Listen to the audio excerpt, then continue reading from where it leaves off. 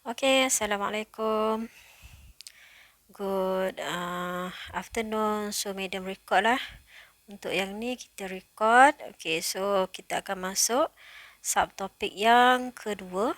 Okay, subtopik yang kedua iaitu electric field. Okay, untuk electric field ni, okay, yang you kena tahu adalah define and then use Q over R square dan juga sketch electric field strength. Okay, jadi kita tengok yang pertama, electric field strength. You kena tahu apakah maksud electric field strength ataupun nama lain dia adalah electric field intensity pun boleh juga. Okay, so simbol dia adalah E. Okay, dan tanda ni atas ni, anak panah ni menunjukkan dia adalah vector quantity. Maksudnya mesti ada magnitude dan juga direction. Okay, so kita tengok definition dia. Okay, untuk electric field strength, okay, dia adalah electric ataupun electrostatic force per unit positive charge that acts at the point in the same direction as the force. Okay, so daripada equation ataupun secara matematiknya, kita akan dapat E equal to F over Q naught.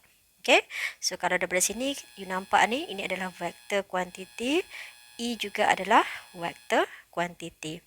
Okay, di mana Q naught itu adalah test charge. Okay, so test charge positive test charge. Okay, and then unit untuk electric field strength. Okay, di mana F bahagi juga dengan Q naught. So F unit dia adalah Newton, Q naught unit adalah Coulomb. Maka unit untuk E adalah Newton per Coulomb ataupun boleh juga volt per meter. Okay, and then magnitude untuk electric field strength. Okay, yang ni lah nanti kita tengok nanti dia punya sign depends on the sign of the point charge. Okay, so daripada definition tadi, okay, definition F over Q naught. Okay, Q naught tu adalah positive test charge. Di mana F ni adalah electrostatic force yang kita dah belajar sebelum ni. Okay, K Q naught divide R square. Okay, apa maksud capital Q ni? Capital Q ni maksudnya adalah point charge lah. Point charge. Okay, Q naught tu adalah test charge. Jadi, bila kita gantikan balik dalam equation, E equal to F over Q naught. So, kita boleh cancel out Q naught. And then you akan dapat E equal to KQ over R square. Okay. Di mana Q tu adalah magnitude of point charge. Okay. Dan R tu adalah jarak lah di antara point charge tadi. So, kita akan tengok macam mana dia punya direction untuk electric field dan juga untuk electric force yang kita dah belajar. Okay, kalau direction untuk electric field strength, dia bergantung kepada point charge. Okay, point charge ni adalah Q ni lah. Q ni. Q besar ataupun capital Q tu. Okay, katakan dah ada dua point charge, Q1 dan Q2. Maka E pun akan ada dua. E1 dengan E2 sebab dia bergantung kepada point charge. Okay, berbeza dengan electric force. Kalau electric force dia bergantung kepada dua-dua point charge tadi dan juga test charge tadi. Contoh dia, kalau satu charge positif, satu charge negatif, maksudnya bergantung. Kalau opposite charge, dia akan dapat attractive force. Okay, so ni contoh kalau kita ada positive point charge. Okay, dengan positive test charge. Okay, you tengok kat sini. Okay, Q ni, capital Q ni adalah point charge kita.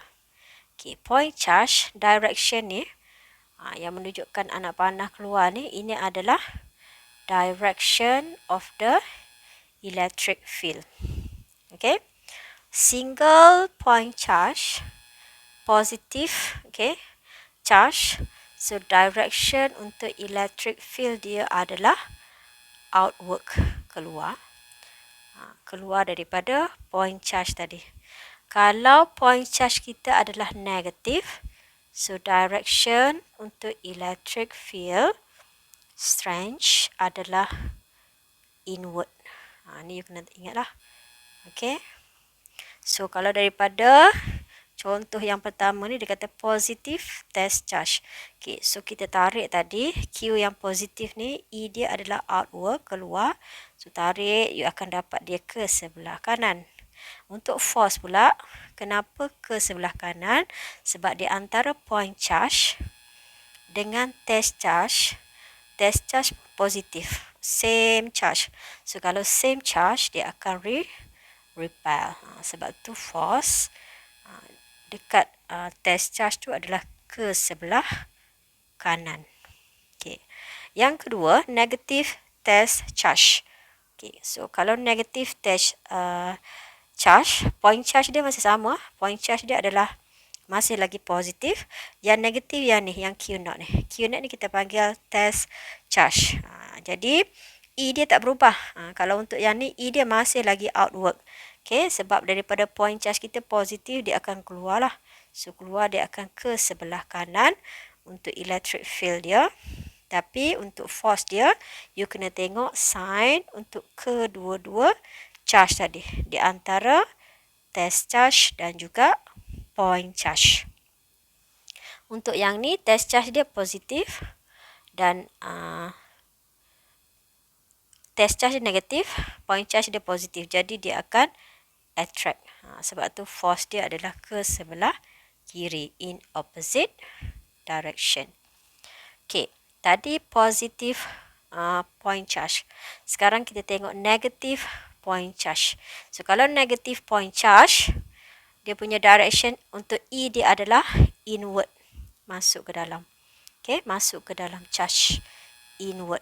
Maka, okay, untuk E, dia mesti towards the negative charge. So, E dia adalah ke sebelah kiri.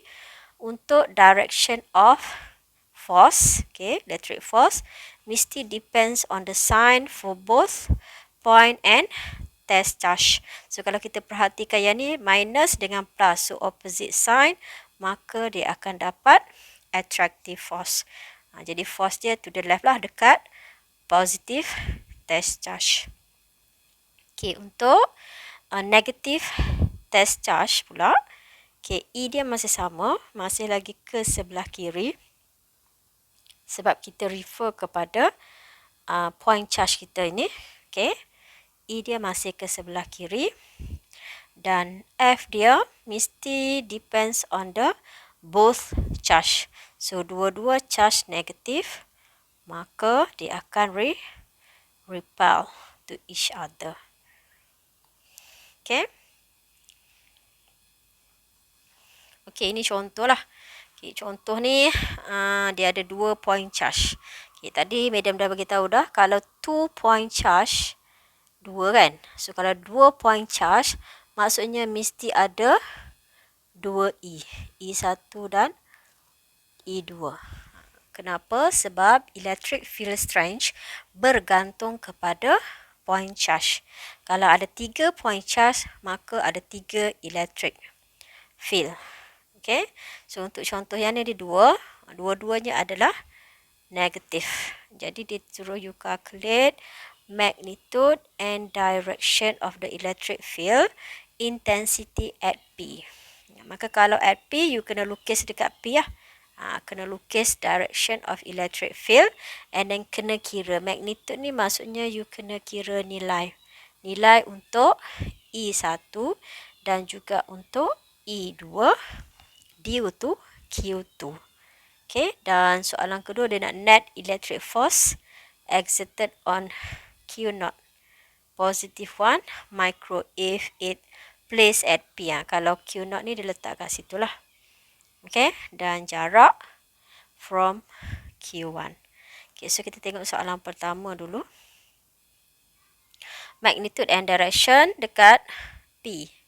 Jadi, step pertama awak adalah lukis. Okay, lukis arah E. Okay, macam mana kita nak lukis arah E1P? Okay, apa maksud E1P ni? E1P maksudnya electric field, okay, by 1 atau charge 1 on P. Okay, E2P ni pula adalah electric field strength by Q2 on P. Okay, and then kenapa direction dia macam tu? Okay, untuk E1P you kena tengok point charge yang pertama. So point charge kita adalah minus. So minus direction dia mesti inward. Okay, so inward. Maka kalau refer daripada point P ni dia mesti ke sebelah kiri. Sebab tu E1 dia to the left. Untuk Q2 pula sama, charge dia negatif. So inward. Okay. Soalan dia nak daripada point P, jadi kita tarik daripada point P. So arah dia adalah to the right.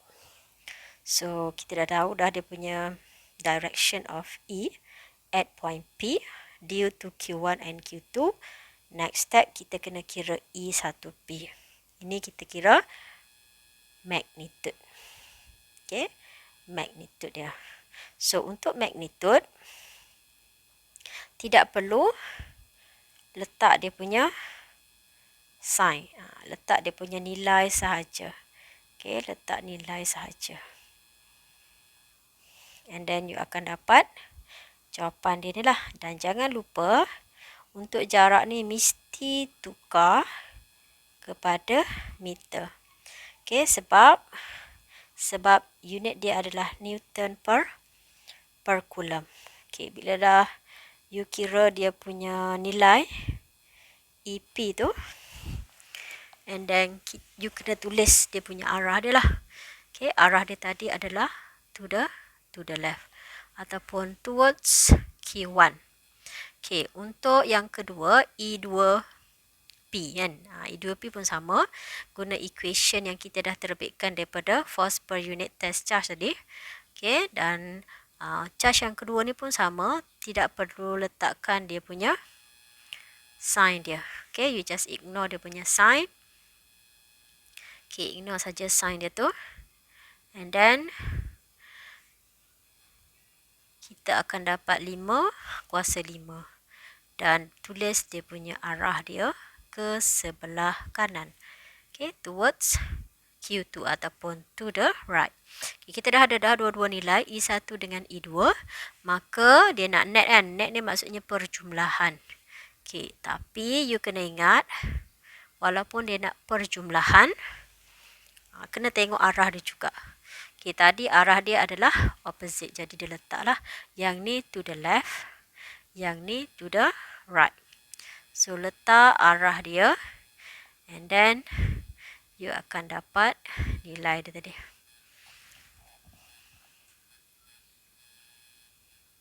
Okay, so kita akan dapat nilai dia adalah, berapa nilai dia? Bila kita tambah 2 tu, kita akan dapat berapa? So kita akan dapat 1.38. So negatif ni adalah menunjukkan arah dia to the left. Okay, untuk soalan yang kedua tu. Okay, soalan kedua dia nak force kan. Okay, net electric force dekat P point P. Yang ni kita just apply yang ni lah. Kita gantikan saja charge yang dia bagi tadi. 1 kuasa negatif 6 tu. Darab je terus dengan E dekat point P tadi. So, you akan dapat 1.38. Dan arah dia tadi adalah to the, ke mana arah dia tadi? To the left ataupun towards Q1. Okay, yang ni dia nak pada point A adalah kosong. Okay, electric field at A is 0. So, bila A tu kosong, pada point A kosong, maksudnya magnitude dia mesti sama. Okay, magnitude mesti sama. Jadi, 1A dengan 2A tu mesti sama lah. Dia nak daripada charge Q1 kan, from Q1. So, you letakkan X ni dekat bawah Q1 lah untuk R Q1, jarak daripada Q1. Okay, and then bila you kira, you akan dapat 0.183 meter. Okay.